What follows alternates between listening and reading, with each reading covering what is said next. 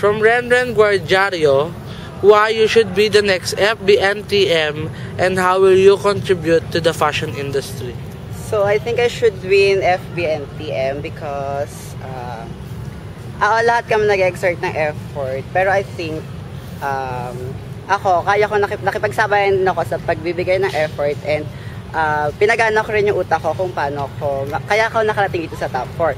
So ako, pinaghirapan ko kung bakit ako dito sa top 4. So I think panahon naman para masuklan yung paghihirap ko. And modeling is fashion. So, siguro kung mananalo ako dito, pangarap ko, parang isa rin kasi sa pangarap is maging model. So, once na naging model ka, you're in na sa fashion industry.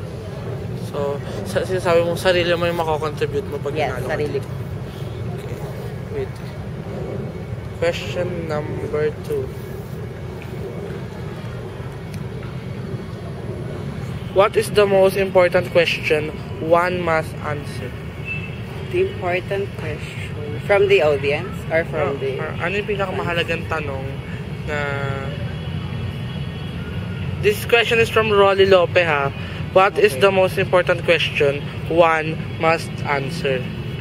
So, sa competition talaga, yun nga yung pinaka-important question. Bakit ikaw yung dapat or deserving na manalo sa competition? So, nasagot ko naman na.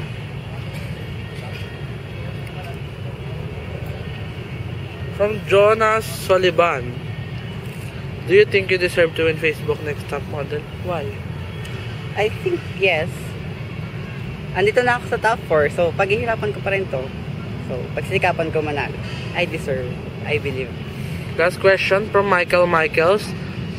Kung may ipapalit ka na eliminated model sa top 4 except you, sino ang ipapalit mo at bakit sila ang ipagpapalit mo? I think si Rexor tatanggalin ko. Then ipapasok ko si Riri. Why Riri? Because I think Riri deserve niya mapasok sa top 4. And kita naman sa iba niyang pictures na talagang nag-effort siya sa mga poses niya.